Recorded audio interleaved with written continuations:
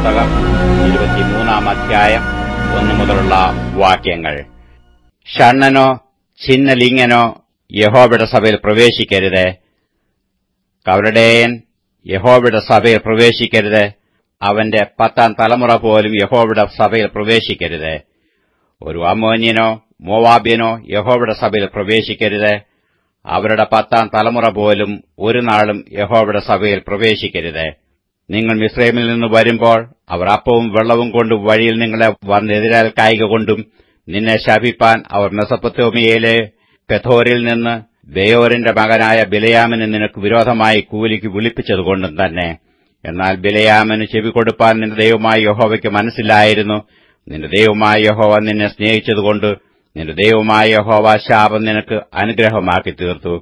ആകയാൽ നിന്റെ ആയുഷ്കാലത്തൊരിക്കലും അവരുടെ സമാധാനത്തിനും ഗുണത്തിനും വേണ്ടി ചിന്തിക്കരുത്. ഏദോമിനെ വെറുക്കരുത്, അവൻ നിന്റെ സഹോദരനല്ലോ. മിസ്രയീമിനെ വെറുക്കരുത്, നീ അവന്റെ ദേശത്ത് പരദേശിയായിരുന്നുവല്ലോ. 3-ാം തലമുറയായി അവർക്ക് ജനിക്കുന്ന മക്കൾക്ക് യഹോവയുടെ സഭയിൽ പ്രവേശിക്കാം. ശത്രുക്കൾക്ക് നേരെ പാളയമിറങ്ങുമ്പോൾ കൊള്ളരുതാത്ത കാര്യമൊന്നും ചെയ്യാതിരിപ്പാൻ നീ സൂക്ഷിച്ചുകൊള്ളണം. രാത്രിയെ സംഭവിച്ച കാര്യത്തിൽ അശുദ്ധനായി തീർന്ന ഒരുത്തൻ നിങ്ങളിൽ ഉണ്ടായിരുന്നാൽ അവൻ പാളയത്തിന് പുറത്തു പോകണം. പാളയത്തിനകത്ത് വരരുത്. സന്ധ്യയാകുമ്പോൾ അവൻ വെള്ളത്തിൽ കുളിക്കണം. സൂര്യൻ അസ്തമിച്ചിട്ട് അവന് പാളയത്തിനകത്തു വരാം. ബാഹ്യത്തിന് പോകുവാൻ നിനക്കൊരു സ്ഥലം പാളയത്തിന് പുറത്ത് ഉണ്ടായിരിക്കണം.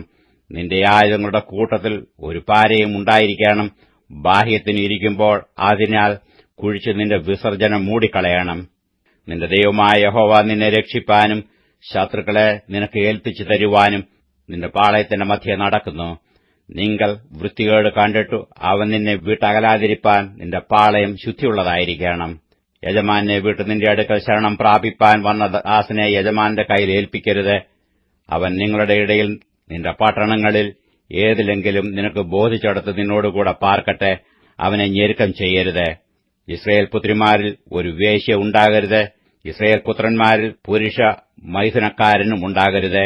വേശ്യയുടെ കൂലിയും നായയുടെ വിലയും നിന്റെ ദൈവമായ യഹോവയുടെ ആലയത്തിലേക്ക് യാതൊരു നേർച്ചയായിട്ടും കൊണ്ടുവരരുത്. ഇവ രണ്ടും നിന്റെ ദൈവമായ യഹോവയ്ക്ക് അറപ്പാകുന്നു. പണത്തിനോ ആഹാരത്തിനോ വായ്പ കൊടുക്കുന്ന യാതൊരു വസ്തുവിനോ സഹോദരനോട് പലിശ വാങ്ങരുത്. അന്യനോട് പലിശ വാങ്ങാം, എന്നാൽ നീ കൈവശമാക്കുവാൻ ചെല്ലുന്ന ദേശത്ത് നീ തൊടുന്നതിലൊക്കെയും നിന്റെ ദൈവമായ യഹോവ നിന്നെ അനുഗ്രഹിക്കേണ്ടതിന് സഹോദരനോട് പലിശ വാങ്ങരുത്. നിന്റെ ദൈവമായ യഹോവയ്ക്ക് നേർച്ച നേർന്നാൽ അത് നിവർത്തിപ്പാൻ താമസം വരുത്തരുത്. അങ്ങനെ ചെയ്താൽ നിന്റെ ദൈവമായ യഹോവ നിന്നോട് ചോദിക്കും, അത് നിങ്ങൾ പാപമായിരിക്കും. നേരാതിരിക്കുന്നത് പാപമാകയില്ല. നിന്റെ നാവിന്മേൽ വീണത് നിവർത്തിക്കുകയും വായുകൊണ്ട് പറഞ്ഞ സ്വമേധാദാനം നിന്റെ ദൈവമായ യഹോവയ്ക്ക് നേർന്നതുപോലെ നിവർത്തിക്കുകയും വേണം. കൂട്ടുകാരന്റെ മുന്തിരിത്തോട്ടത്തിലൂടെ പോകുമ്പോൾ ഇഷ്ടം പോലെ മുന്തിരിപ്പഴം തൃപ്തിയാമണ്ണം നിനക്ക് തിന്നാം, എങ്കിലും നിന്റെ പാത്രത്തിൽ ഇടരുത്. കൂട്ടുകാരന്റെ വിളഭൂമിയിൽ കൂടി പോകുമ്പോൾ നിനക്ക് കൈകൊണ്ട് കതിർ പറിക്കാം, എങ്കിലും കൂട്ടുകാരന്റെ വിളവിൽ അരിവാൾ വെക്കരുത്.